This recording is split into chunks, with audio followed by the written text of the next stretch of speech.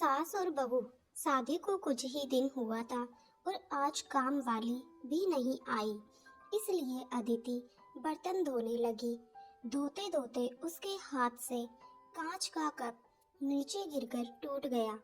Cup टूटते ही वह डरने लगी कि उसकी सास अब बातें सुनाएगी। आवाज से सास दौड़ती आई और बोली, बेटी क्या हुआ? अदिति बोली, माँ पता नहीं ध्यान रखते हुए भी कैसे मेरे हाथ से कप नीचे गिर गया। सास बोली, बेटी चिंता न कर, कप ही तो टूटा है, तुम्हें चोट तो नहीं आई। और भले ही इसके कितने टुकड़े ही न हो जाए, पर मेरी बेटी के दिल के टुकड़े न हो। मेरी बहू से महंगा है क्या यह कप? और हाँ, तुझे अभी यह सब करने की क्या जरूरत है? मेहंदी भी नहीं उतरी अभी तेरे हाथों से। अभी तुम मेरे बेटे के साथ ज्यादा से ज्यादा समय बिताओ और एक दूसरे को समझो। सास ने अपनी बेटी को बुलाया और कहा, ज्योति इधर आकर अपने भाभी ख्याल रखो, अभी इस घर में नई नई आई है। ज्योति ने कहा, हाँ माँ। सास फिर बहू से बोली, शुरू में तुम मुझे अपनी माँ ही समझना, मुझे भी तुम्हारा दिल जीतना है, सास बनकर नहीं माँ बनकर।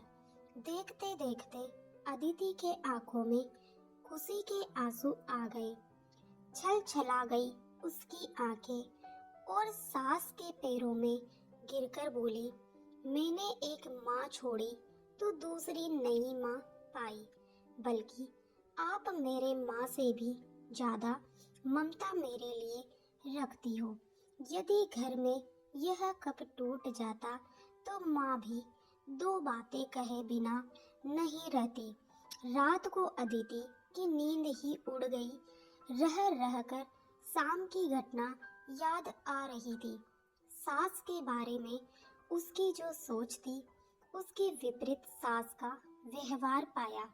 उसका भी कसूर नहीं था ऐसा सोचना, क्योंकि उसने लोगों के मुंह से बुरी सास के बारे में ही सुना था। अदिति अपने अतीत में खो गई। उसे फिर याद आया कि कुछ साल पहले उसके इकलौते एक भाई की शादी हुई थी। मेहंदी का रंग उतरने से पहले ही माँ ने भाभी पर काम की पूरी जिम्मेदारी डाल दी और अपने ही नियम कानून के हिसाब से भाभी को चलने के लिए मजबूर कर दिया। माँ ने भाभी को घर में एडजस्ट होने में जरा भी वक्त नहीं दिया। भैया भाभी को बाहर ले जाते तो माँ का मुंह फूल जाता और बोलते कि हर समय भाभी को साथ ले जाने की क्या जरूरत है। कभी भी भाभी को खुली हंसी हंसते नहीं देखा। समय के साथ भाभी ने सहना छोड़ दिया। फिर और घर में हर रोज झगड़ा होने लगा। एक दिन भाभी के हाथ से कांच का गिलास नीचे गिरकर टूट गया। माँ चिल्लाने लगी कि कितनी कीमती गिलास टूट दिया। किसी न किसी बात पर वह भाभी पर चिल्लाती। भाभी भी गुस्से से बोल देती थी कि माँ मैं तो बेटी खाती हूँ, आप तो खड़ी खड़ी खाते हैं।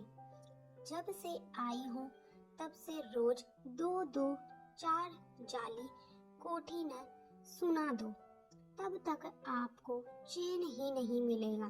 कभी मेरे माँ को तो कभी मेरे बाप को, हमेशा मेरी मायके वालों को कोसती रहती हो। सही माँ और भाभी एक दूसरे के साथ बहस करती रहती थी।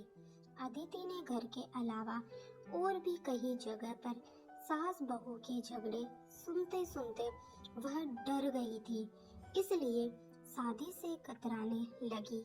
मगर माँ बाप के कारण ही उसे शादी करनी पड़ी और अनजान भय को लेकर ससुराल आ गई। पर आज की घटना से उसकी सोच बदल गई कि सब सास और बहू एक जैसी नहीं होती। नींद न आने की वजह से उसने सोचा कि चलो थोड़ी देर माँ से बात कर लूं। माँ ने इतनी रात को उसे फोन करते देख कहा, बेटी सब कुछ ठीक है न? कहीं तुम्हारे पति से या सास से झगड़ा तो नहीं हो गया? अदिति बोली, नहीं माँ, ऐसा कुछ नहीं है।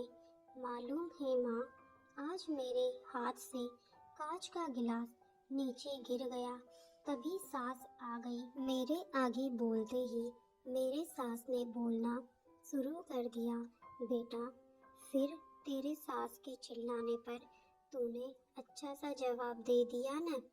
हाँ बेटा, कभी भी दबकर नहीं रहना।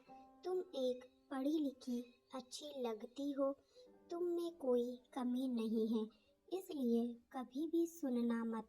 तभी बात को काटते अदिति बोली, माँ अब बस करो, मैं अपने दूसरी माँ के खिलाफ कुछ नहीं सुन सकती।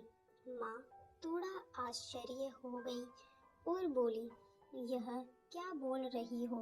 अदिति बोली, हाँ माँ, आज मेरे हाथ से जब कप गिरा तो मेरे सास ने बिल्कुल भी मेरे साथ बुरा व्यवहार नहीं किया। अंत में अदिति बोली, अब आप समझ गई न सारी बात? माँ एक और बात कहनी थी, आप बुरा तो नहीं मानोगे? उसकी माँ बोली, हाँ बोल बेटा। अदिति बोली, माँ काश आप भी मेरी नई माँ के साथ भाभी की तरह व्यवहार करती तो शायद भैया और भाभी अलग घर में नहीं रहते।